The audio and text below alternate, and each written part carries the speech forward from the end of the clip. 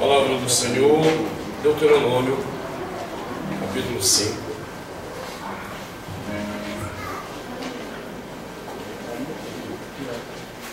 Deuteronômio, capítulo 5, a partir do versículo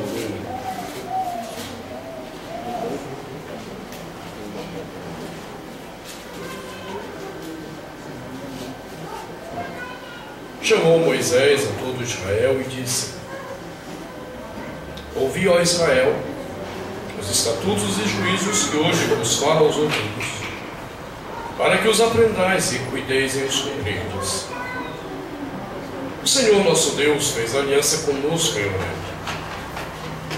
Não foi com nossos pais que fez o Senhor esta aliança, e sim conosco, todos os que hoje aqui estamos vivos. Face a face falou o Senhor conosco no monte, no meio do fogo. Nesse tempo eu estava em pé entre o Senhor e vós, para vos notificar a palavra do Senhor, porque temestes o fogo e não subistes ao monte, dizendo: Eu sou o Senhor teu Deus, que te tirei do Egito, da casa da servidão. Não terás outros deuses diante de mim.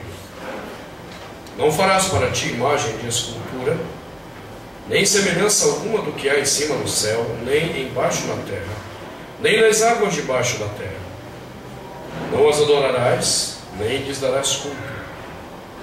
Porque eu, o Senhor teu Deus, sou Deus zeloso, que visito a iniquidade dos pais dos filhos, até a terceira e a quarta geração daqueles que me aborrecem, e faço misericórdia até 1000 gerações daqueles que me amam e guardam os meus mandamentos.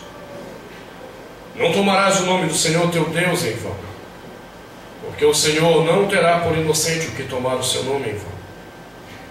Guarda o dia de descanso para o santificar, como te ordenou o Senhor teu Deus. 6 dias trabalharás e farás toda a tua obra, mas o 7º dia é o descanso do Senhor teu Deus. Não farás nenhum trabalho, nem tu, nem teu filho, nem a tua filha, nem o teu servo e nem a tua serva, nem o teu boi, nem o teu jumento, nem animal algum teu, nem o estrangeiro das tuas portas para dentro, para que o teu servo e a tua serva descansem como tu. Porque te lembrarás que foste servo na terra do Egito, e que o Senhor teu Deus te tirou dali com mão poderosa e braço estendido, pelo que o Senhor teu Deus te ordenou que guardasses o dia de descanso. Honra o teu pai e a tua mãe, como o Senhor teu Deus te ordenou, para que se prolonguem os teus dias, e para que te vá bem na terra que o Senhor teu Deus te dá.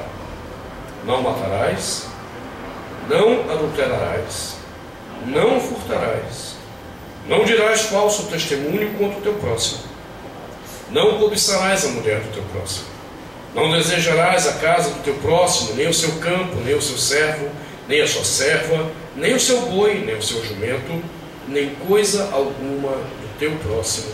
Palavra do Senhor. Damos graças a Deus. Te damos graças, Senhor, pela tua palavra.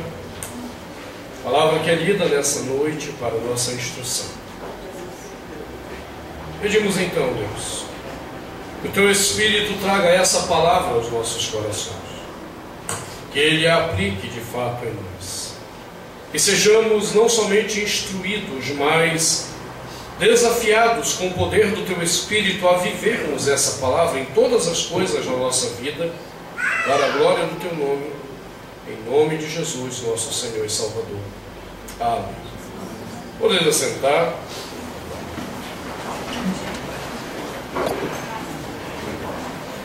Semana passada começamos a examinar o primeiro mandamento, que diz respeito a amar ao próximo.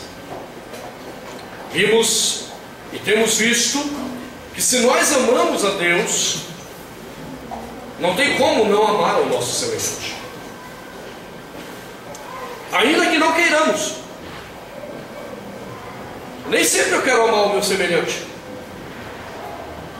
O meu coração reage negativamente às vezes às pessoas, mas se eu de fato amo ao Senhor, eu estou comprometido, totalmente comprometido com a responsabilidade de amar o meu semelhante.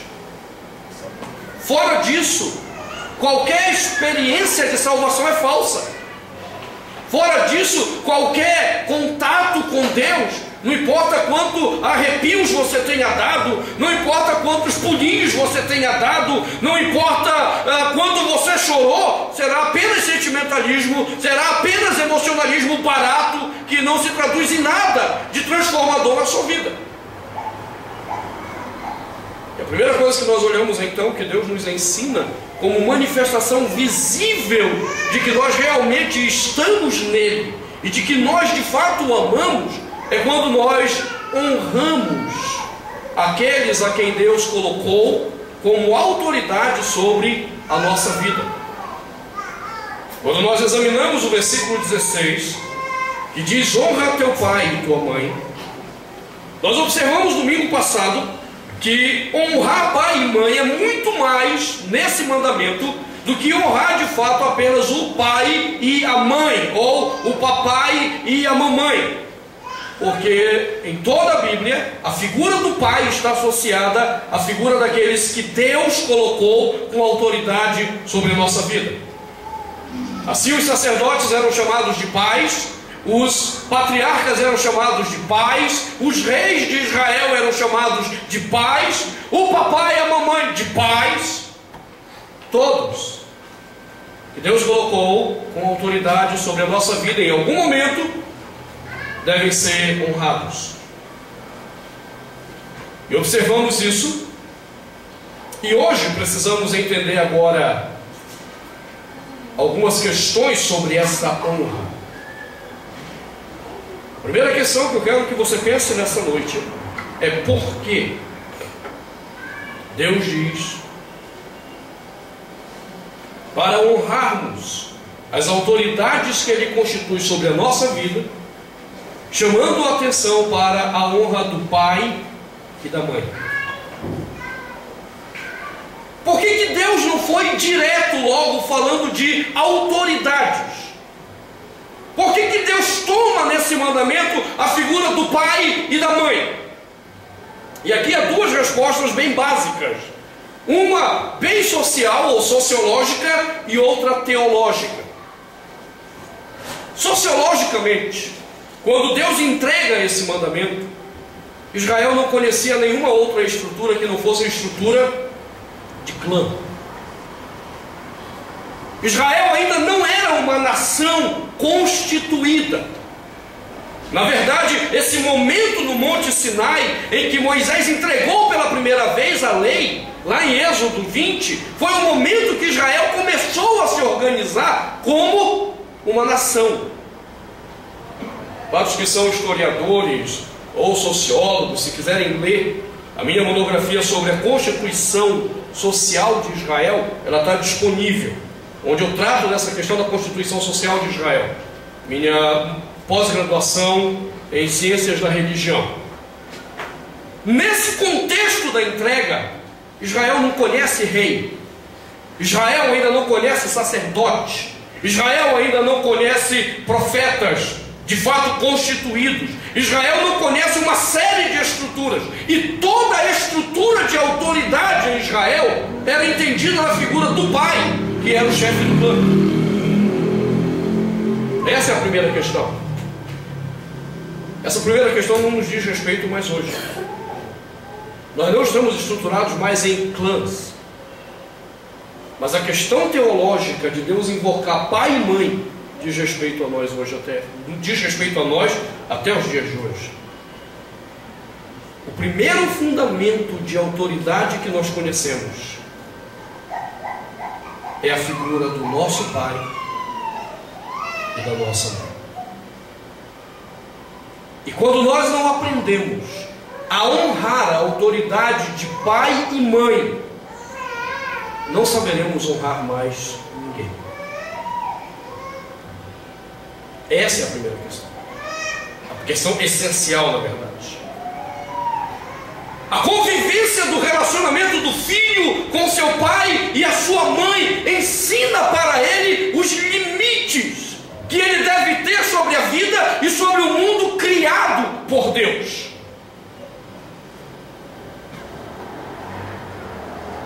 Nós não gostamos disso.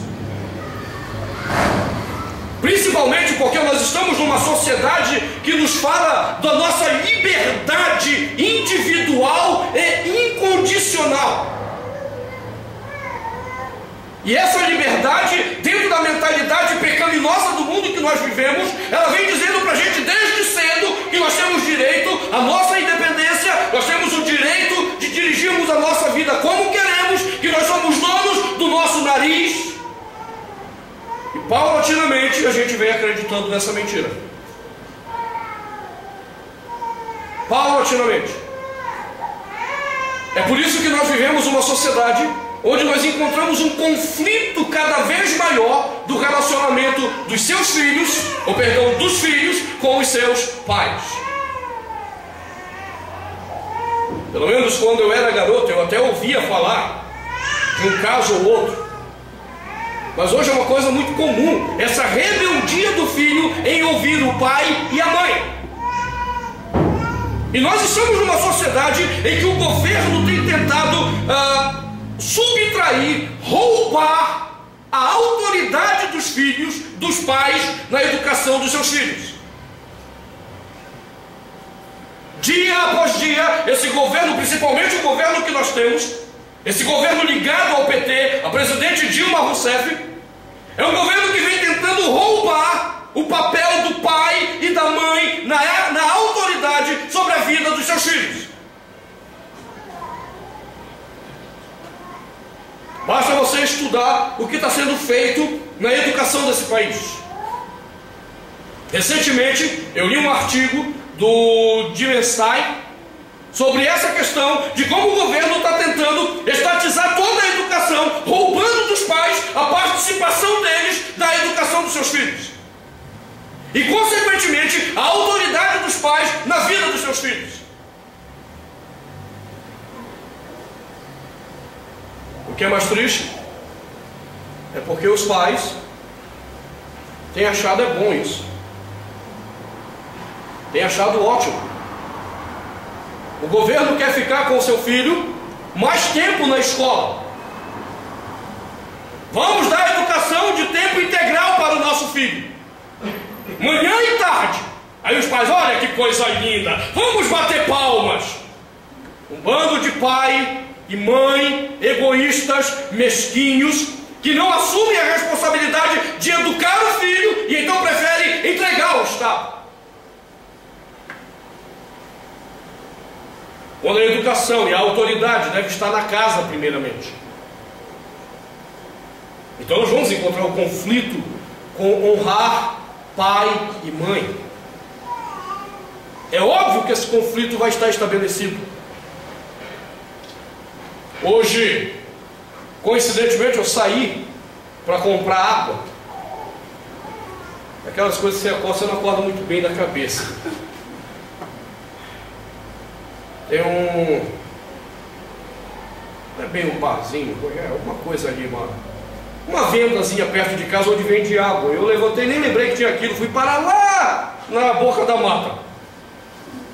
E quando eu estava voltando com a água, passei em frente e vi os galões de água ali, disse, meu Deus, não acredito. Mas em todo caso, foi interessante porque eu liguei a Band News FM, fui ouvindo, e estava tendo uma entrevista com aquela psicóloga, a Roseli Saião. E a despeito de vários pontos de discordância com a Roseli Saião sobre algumas questões da educação de filhos, ela bateu pesado em várias questões sobre esse ponto de pais se fazerem irresponsáveis na autoridade sobre os filhos. E era uma entrevista bacana porque assim, o pai ou a mãe gravava lá um depoimento de como ele educava o filho. Hoje era sobre o adolescente. E ela comentava se a educação estava certa. E aí teve um momento que uma mãe disse assim, não, lá em casa eu tenho tudo acertado com meus filhos, porque eu confio neles, e para mim é uma relação de confiança. Aí logo depois um outro pai disse, não, eu tenho uma relação de confiança com meu filho, é por isso que eu deixo ele chegar a hora que ele quiser em casa, ele tem um celular, a gente se comunica, e eu confio nele. E aí a Roseli Saião pegou e disse assim, Quando eu ouço pais dizendo que confiam nos seus filhos, eu chego a passar mal.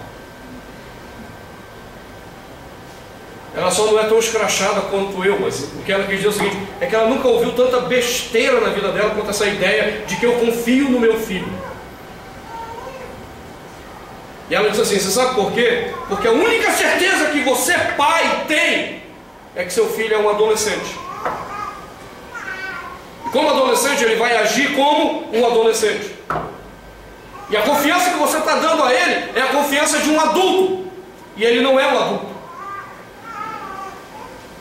E é por isso que tantos pais estão decepcionados, porque os filhos vão quebrar as regras. E ela disse ainda, foi um pouco mais longe, ela disse, a gente é muito hipócrita. Aquela mulher hoje estava possuída pelo Espírito Santo.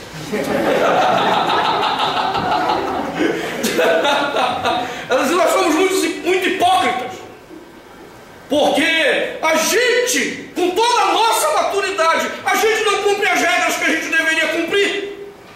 Nós não somos responsáveis pelo que a gente diz que vai fazer. Ela disse assim, aí ela tocou no meu ponto, eu fiquei ofendido. Quantas vezes a gente já prometeu que ia fazer uma dieta, ia seguir rigorosamente a dieta e não cumpriu? E eu pensei, vejo que tu és profeta.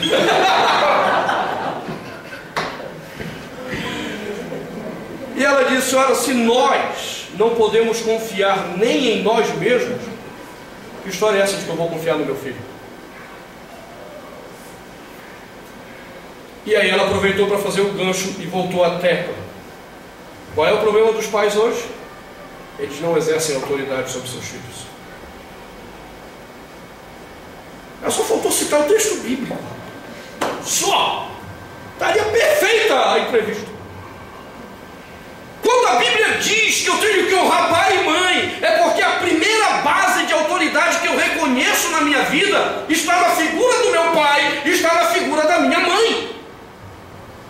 Eu nunca vou ser uma pessoa respeitosa com o meu semelhante se eu não ver no meu pai, na minha mãe, não somente a autoridade que eles têm para dirigir a minha vida, para instruir a minha vida, como também para me dar o exemplo da caminhada que eu devo ter. Então nós temos dois problemas. Pais que são irresponsáveis com a autoridade sobre os filhos. A Roselina falou uma outra coisa interessante hoje. Ela disse assim, e você sabe o que mais me entristece? É que os pais estão deixando seus filhos soltos nessa história de que eu confio em você, porque na verdade eles estão doidos para se verem livres dos filhos, para poderem viver a sua vida do jeito que eles querem viver. Eu disse, rapaz, essa mulher usa tá. Nós temos um problema, pais não querem exercer responsabilidade de educar, porque é mais fácil dizer, meu filho, vai viver a sua vida, eu tenho tantas coisas para eu viver, você está atrapalhando a minha vida. Impõe a autoridade. Aí a gente sai com aquelas besteiras, a autoridade não se impõe, se conquista.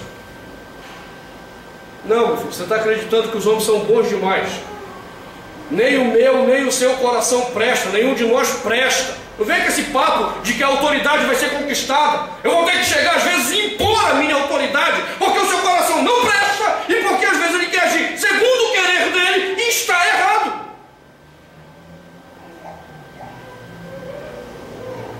Aí a gente fica com esses papos da psicologia furada. Eu gostava muito quando eu conversava com o Sérgio, presbítero lá em Tietê. A gente falava sobre a educação de filhos numa ocasião. E a gente falava sobre esse limite dos filhos participarem do processo educacional. E aí o Sérgio disse uma coisa que me gravou. E eu disse, é isso aí, cara, essa é a fórmula. Ele disse, quando nós temos algum conflito lá em casa para resolver com os filhos, nós chamamos e conversamos com eles. Nós dialogamos com eles. Obrigado. Nós dialogamos com eles. Então nós usamos o famoso princípio educacional de Piaget. E aí quando a gente vê que o coração deles realmente não quer se resolver na direção que nós estamos mostrando, então nós abandonamos o Piaget e adotamos o método educacional Pinochet. Perfeito, é isso aí. Há um tempo que eu vou tentar sentar, conversar com meu filho, explicar para ele por que ele está errado. Eu vou tentar dizer para ele por que ele não deve fazer assim. Eu vou ter que dizer acima de tudo por que ele ofende a Deus com aquele comportamento dele. Porque educar filhos não é educar para nós, não é educar para que eu sinta prazer na vida que meu filho tem, mas é para que Deus tenha prazer na vida que ele está levando. Então eu tenho que dizer a ele de que forma ele está ofendendo ao Senhor. E então se ele não ouvir e se ele não se arrepender, então acabou o Piaget. Agora é Pinochet mesmo. Essa é a questão. Nós vivemos uma geração de pais irresponsáveis com a autoridade com os filhos. E é óbvio que esses filhos vão crescer sem saber amar o seu semelhante, porque eles também não sabem os limites que os pais deveriam ter ensinado. É por isso que nós vamos ver, como vimos já aqui em Brasília, uma vez, escândalo nacional, e aí virou rotina há um tempo atrás, em que jovens playboyzinhos saem ali na Asa Sul, pega o índio que está dormindo e mete o fogo no cara, faz o cara morrer queimado, vivo, e tem prazer nisso. Eles entenderam o respeito pelo semelhante a partir de quê? E foram as primeiras pessoas que ensinaram respeito ao próximo. Quais foram as pessoas que foram a primeira referência de respeito para aqueles jovens? Seus pais. É o primeiro contato que eles têm com a autoridade. E uma casa frouxa, no princípio da autoridade, gera filhos frouxos com respeito ao semelhante. Sem nenhum valor, sem nenhuma dignidade. Então esse é um problema sério. Esse texto não somente diz respeito aos filhos, mas antes de tudo lembra aos pais a responsabilidade que eles têm no processo. É através da minha vida, é através da vida de Josi que Arthur vai conhecer a autoridade e os limites de respeito a essa autoridade.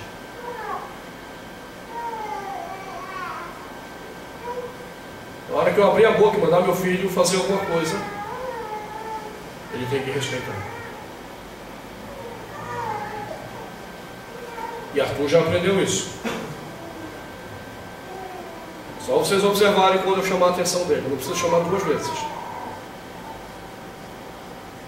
Se eu chamar uma segunda vez, ele sabe que ele entrou na rota do Pinochet.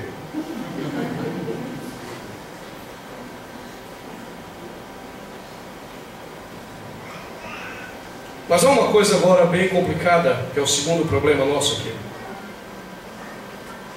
É porque se nós estamos diante da verdade de que temos que honrar o pai e a mãe como a referência nossa de autoridade, alguns têm alegado exatamente essa irresponsabilidade dos pais para não cumprir esse mandamento.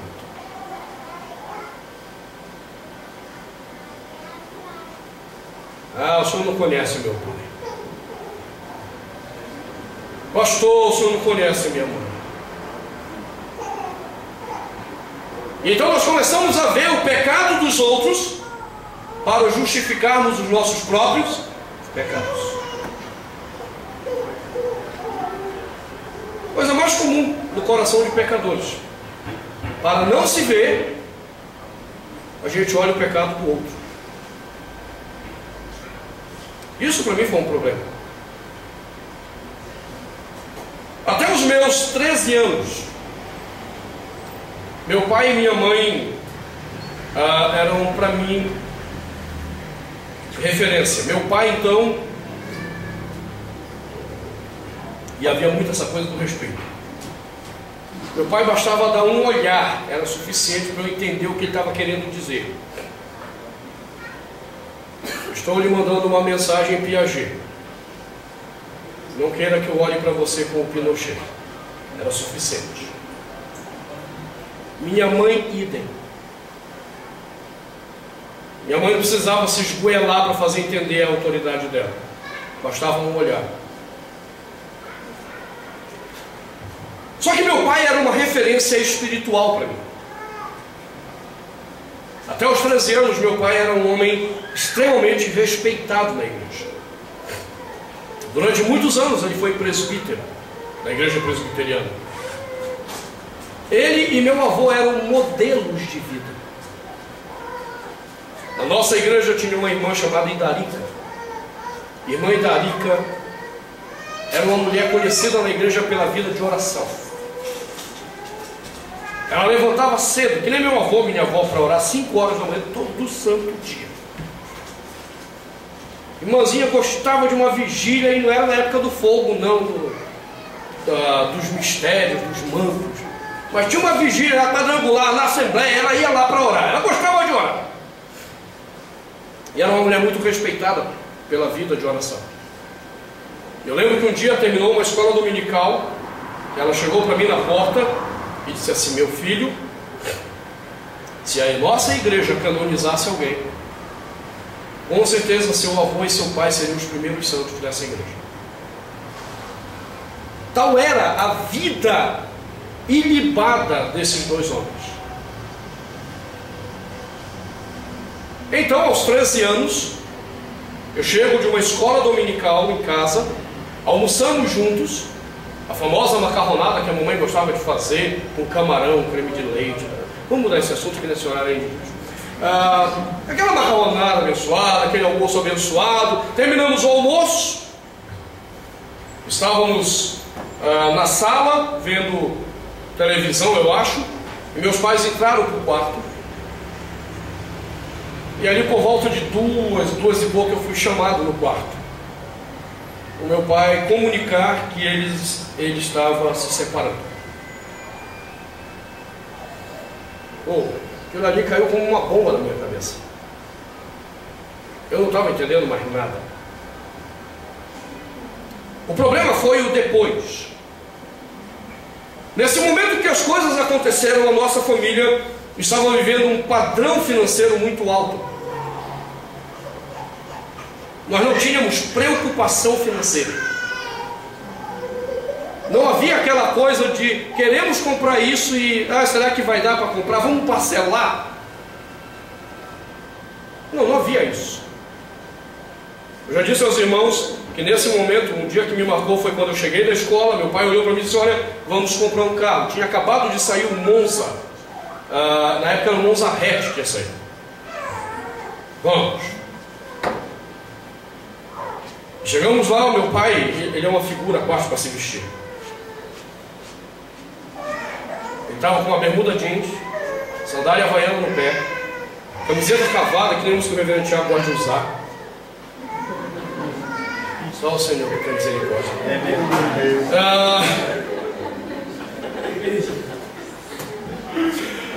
Um colar de ouro que ele tinha, uma pepita de 20 gramas, que era o pingente, fala isso? E a pasta presidente na mão. Dá para você imaginar a cena. Então nós fomos à concessionária comprar o carro. Então ele escolheu o carro que ele queria. O vendedor perguntou como que ele queria pagar, se ele ia financiar. Ele disse: não vou financiar, vou comprar à vista. E o vendedor disse: o senhor vai dar cheque? Não, o dinheiro está aqui na pasta. E ele foi lá para a sala, abriu, contou o dinheiro e comprou em dinheiro o carro que ele queria. Entenda, nós vivemos um momento da nossa vida familiar que nós não tínhamos esse problema financeiro. Então nós estávamos naquele auge da coisa, tudo correndo bem, tudo abençoado. Meu pai diz: estou separando. Meu pai sai de casa.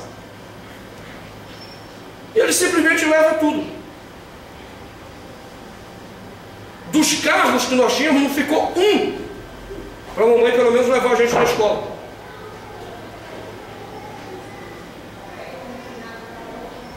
Mamãe era funcionária do governo federal, tinha o salário dela, ganhava muito bem, mas o papai deixou as dívidas todas no nome dela.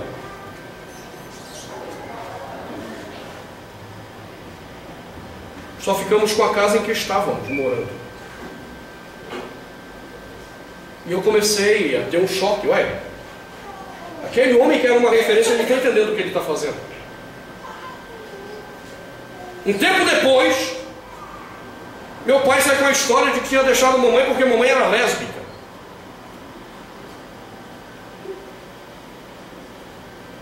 E ele então ofende uma das pessoas que para mim e para os meus irmãos sempre foi uma grande referência. E passado algum tempo depois se descobre que na verdade ele tinha deixado a casa, não é porque a mamãe era lésbica, é porque ele vinha se prostituindo. Adultérios, um atrás do outro. E ele precisava manter a imagem dele.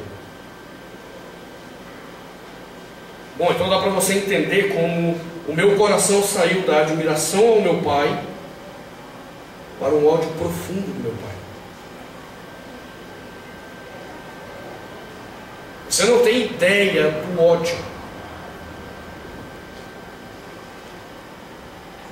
Eu queria ver o diabo e eu não queria ver o meu pai.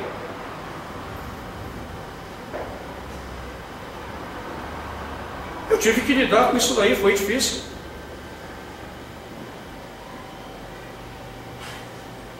O interessante é que nesse processo minha mãe nunca vendeu uma imagem de um pai sem vergonha, de um pai que traiu a nossa confiança. Não, sempre foi a imagem de perdoar o pai. Ela teve mais facilidade do que eu. A sua Alex e a Alain tiveram mais facilidade do que eu. A Adriana era pequena, Adriana tinha 3 anos. Não dava para dizer, eu estou com raiva, ódio do meu pai, nem sabia o que era isso. Mas eu odiei meu pai. E eu vou dizer para você, quando eu via eles falando com meu pai, e ainda como se nada tivesse acontecido, eu dizia um bando de babaca, idiota, imbecis. Era isso que estava no meu coração. A sua Alexa ali no fundo e a Alain para mim era um bando de idiota e imbecil. Porque onde já se viu perdoar com tanta facilidade aquele homem? Eu tive que lutar com isso. Só que entenda, lutar no sentido assim, me incomoda, mas eu também não quero que saia de mim. Não estou fazendo nenhum esforço para sair de dentro de mim esse ódio. Na minha cabeça ele era totalmente justificável.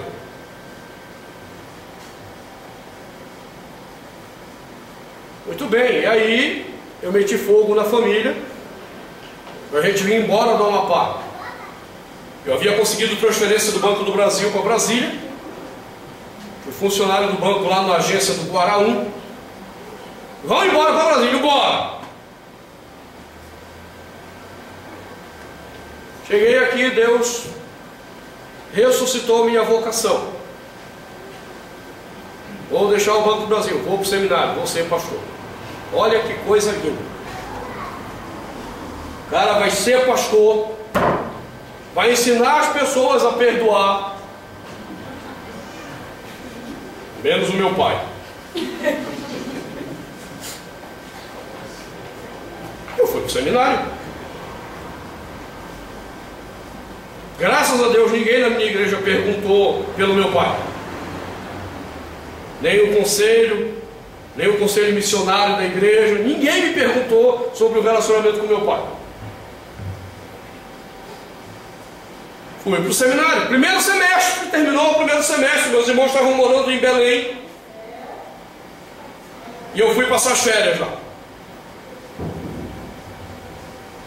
Então chega uma tia minha, que morava em frente à casa deles, que era mãe de santo.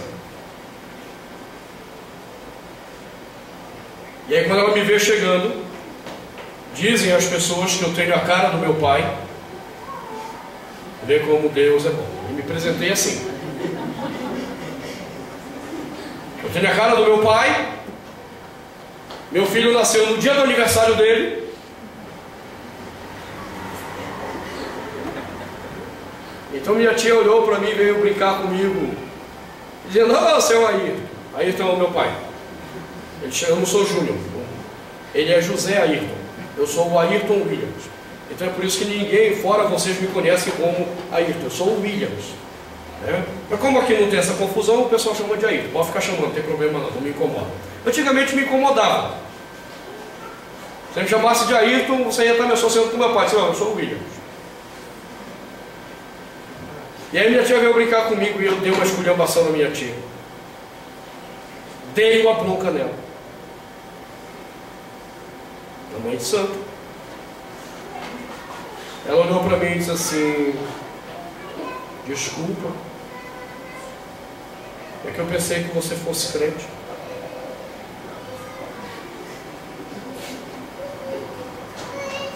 Aí você acha que um coração pecador está satisfeito. Ele se arrepende na hora. Nada, dei outra esculhambação nela. Tinha nada a ver, uma coisa com a outra. Eu era crente, mas não era trouxa, não era idiota. Por quê? Os trouxas idiotas eram Alex e Alain, minha mãe. Eu não sou trouxa idiota por ter que aturar aquele homem. Ela olha para mim e diz: ok, me perdoe de novo, é que eu pensei que vocês ensinassem aquele negócio de perdoar os outros, esse tipo de coisa.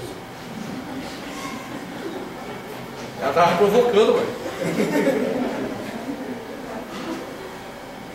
Você acha que um coração pecador se arrepende em pranto? Ah, estou pecando.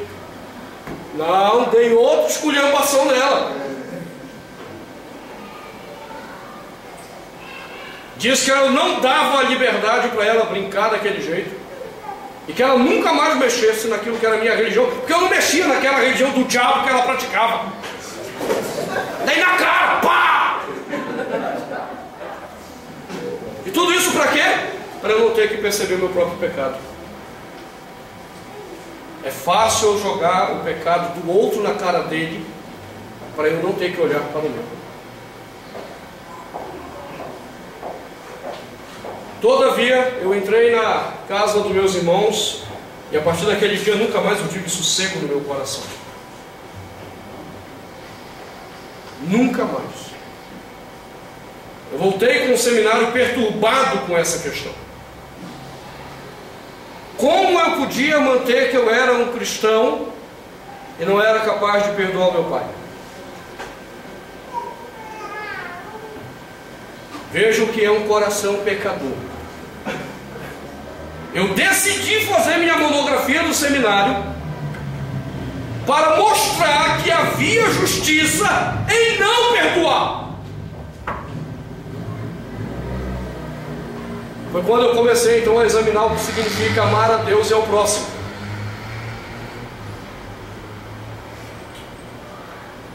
O primeiro trabalho foi apresentado para a doutora Sharon K. George. Quando ela leu, ela disse: meu filho, está excelente, você devia fazer sua monografia nessa direção. E eu fiquei triste. Porque a primeira conclusão que eu tinha chegado é que não tinha como justificar, eu estava em pecado. E eu continuei pesquisando, isso virou o meu primeiro livro. Não havia como conciliar fé em Cristo e ausência de perdão. Então, em 1994, Natal de 94, eu tinha ido todo Natal, eu ia passar em Belém, lá com a minha família. Nós fomos à casa da minha tia Lúcia. É uma tia chique que eu tenho assim, entendeu? Muito chique. Não tem um centavo, mas é chique. Vamos fazer um almoço pré-natal, onde íamos comer um pirarucu de casaca. E a minha tia falou assim: vou fazer um pirarucu de casaca. Aí minha mãe era muito avacalhada quando ela disse: olha, Leonor, eu fiz um pirarucu de casaca. Eu falei: então vamos tirar logo a casaca e vamos comer. Muito bem, enquanto estão lá preparando a mesa, os idiotas, os imbecis da minha família vão ligar para o meu pai. Feliz Natal, papai. No apartamento da minha tia tinha uma sala de TV, tinha uma sala na entrada, onde ficava o telefone. Eu fui para a sala de TV e fiquei olhando os idiotas lá dando Feliz Natal pro papai. Aí foi primeiro a mamãe falou com ele, eu disse assim, outra besta, tomou um par de chifre aí e fica dando Feliz Natal. Aí vai lá, Adriano, vai Alan, aí vai Alex. Ah, pai, Feliz Natal, não sei o que, bababá.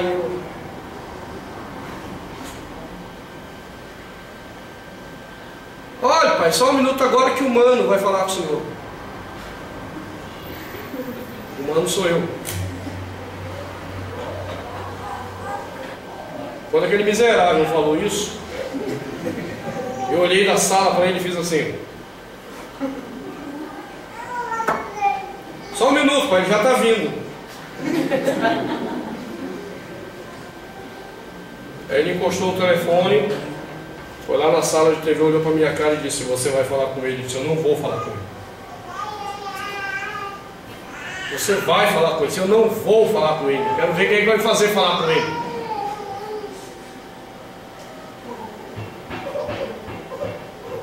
Como é que abusava? Eu sou o mais velho.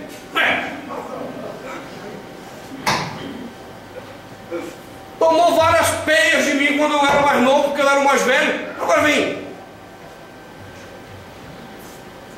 Então lá em casa era assim, o mais velho tinha autoridade mesmo. Até para disciplinar o mais novo. É verdade que eu exagerei um pouco em algumas ocasiões. Detalhes. E aí ele olhou para minha cara e disse, você vai falar com ele, nem que eu te leve uma porrada. Aí ele mexeu com meus brilhos. Aí eu olhei para ele e disse, ele cresceu, né?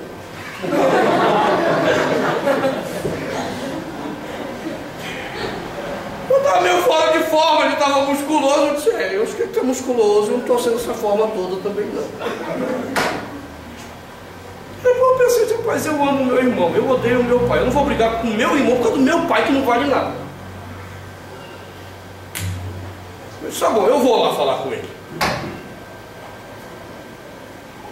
Peguei o telefone, carinhosamente disse meu pai, alô.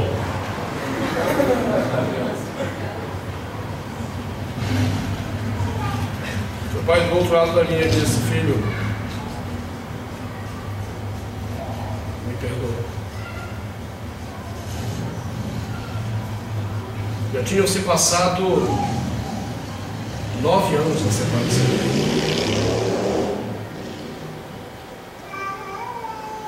Quando meu pai me disse isso, e não era a primeira vez que ele fazia isso. Passou todo o filme. Sabe aquela cena do advogado, o anjinho do diabo e o anjinho de Deus? Esse aqui lembrando tudo de ruim que teu pai fez, a desgraça que ele fez na tua vida, na vida da tua família, de ter dias de você chegar no almoço e você ter que comer comida emprestada que a mãe pegava porque não tinha dinheiro,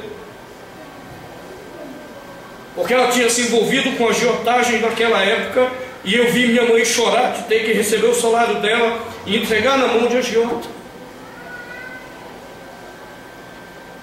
E mesmo assim ela conseguia colocar comida todo dia em casa.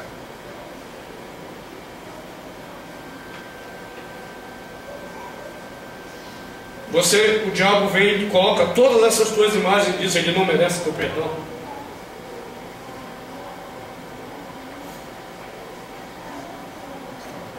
E se tem um anjinho do bem nessa hora, a única palavra que esse anjinho do bem disse para mim foi, honra teu pai.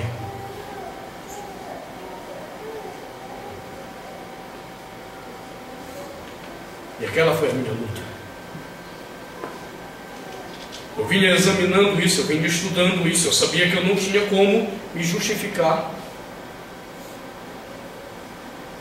E a única palavra que vinha era honra teu pai.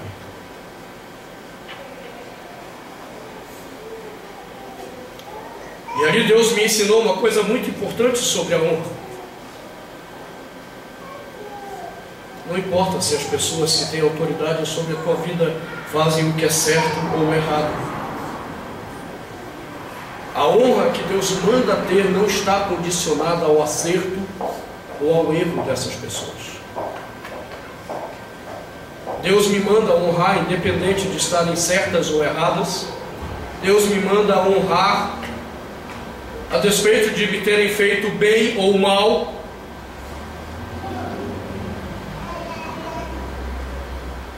E então, quando Deus resolveu isso, naquela fração de segundos dentro de mim, enquanto vinham essas questões, naquele silêncio momentâneo que se deu na conversa,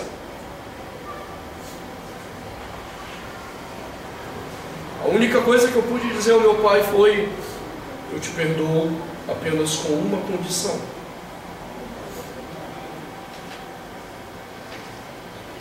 Mas já não era um coração embrutecido querendo colocar condições aí. Eu te perdoo se o Senhor também me perdoar.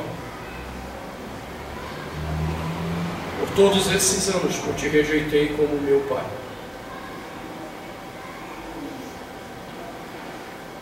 E foi naquele dia, 24 de dezembro de 94, que eu e meu pai nos reconciliamos. Quando Deus me ensinou que honra não tem a ver com o caráter da pessoa, não tem a ver com o tipo de vida que ela leva. Honra tem a ver com a autoridade que Deus deu a ela sobre mim. Os erros dela, Deus cobrará dela, porque usou mal a autoridade que deu. Os pecados dessa pessoa, Deus cobrará dessa pessoa, porque usou o mal. E os pecados dela nunca serão justificativa para mim diante de Deus. Mas olha o pai que tu me deste. Olha a mãe que o Senhor me deu. Nunca será justificativa. A honra, ela é incondicional. Ela não pode colocar condições. Porque a hora que você coloca condições para honrar alguém que tem autoridade sobre a tua vida, é como se você dissesse para Deus: o Senhor errou, não devia ser essa pessoa para ter autoridade sobre mim. E então aí um simples vaso começa a questionar o oleiro sobre a maneira como ele organizou a história e onde ele nos colocou.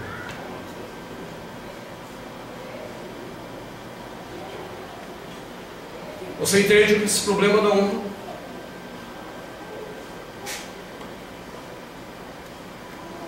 O Senhor Jesus uma vez olhou para os discípulos e disse: na cadeira de Moisés se assentaram os escribas e os fariseus. A cadeira de Moisés era a autoridade para interpretar a Bíblia. Lembra os escribas e fariseus que Jesus disse sobre eles? Eles eram sepulcros caiados. Eles eram raças de víboras. Eles eram mercenários. E eles agora eram intérpretes da lei de Deus. E Jesus disse para os seus discípulos: não ouçam o que eles vos dizem. Foi isso? Não, Cristo disse para eles: façam tudo o que eles vos disseram. Tudo o que eles vos ensinaram.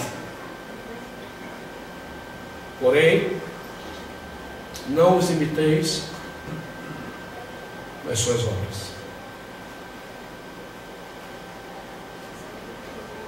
Meu pai me ensinou muito a verdade de Deus. A influência da minha mãe foi sobre uma série de coisas, nos meus dons, nas minhas habilidades, mas a questão da palavra foi meu pai. Era meu pai que mantinha o culto doméstico, era meu pai que sentava para me explicar a Bíblia, era meu pai que me via nas minhas crises espirituais, e era ele quem me instruía. Não importa se ele pecou. Não importa se ele adulterou. Ele havia me ensinado a verdade. Nosso problema é que a gente tem essa coisa de querer olhar para o outro e para o erro dele para dizer, não, você não pode me ensinar. Como se a verdade de Deus dependesse do exemplo dos homens. Não, a verdade de Deus é verdade de Deus porque sai da boca de Deus. Não importa se quem te ensinou está fazendo besteira. E esse é um princípio ligado à honra.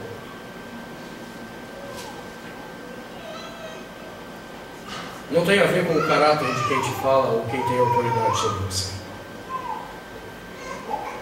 Eu já disse, é por isso que eu não vou mandar uma bomba para Dilma Rousseff. É por isso que eu não contrato alguns mercenários para metralhar esses pregadores falsos do Evangelho.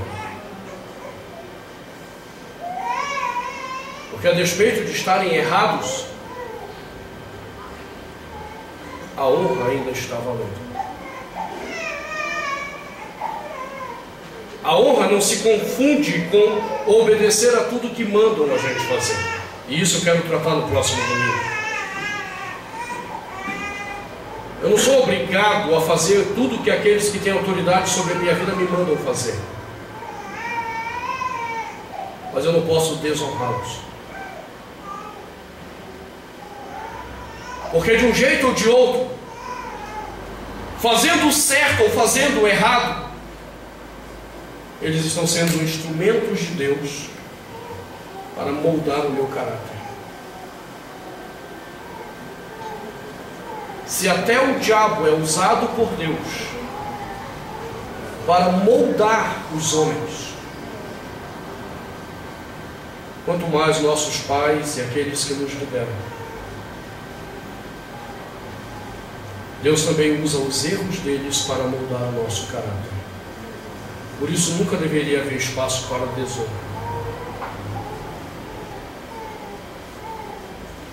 Feche seus olhos. Vamos orar ao Senhor.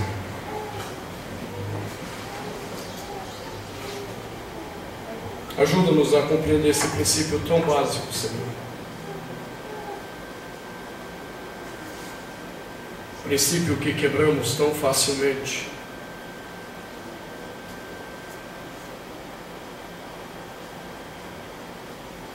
Simplesmente porque não queremos olhar para nós mesmos e os pecados que operam em nós. Então preferimos desrespeitar, desonrar, do que atender ao teu mandamento que nos ensina o respeito, a honra.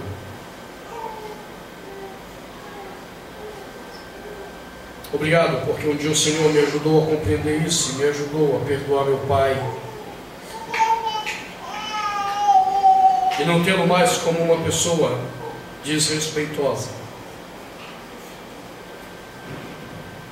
Obrigado porque tens me ensinado isso em alguns outros momentos em que também já pequei, desonrando pessoas que o Senhor mesmo colocou como autoridade na minha vida. Me ensina esse princípio a cada dia. Ensina ao teu povo, para que o Senhor mesmo seja honrado e glorificado, em nome de Jesus, para a glória do Senhor Jesus.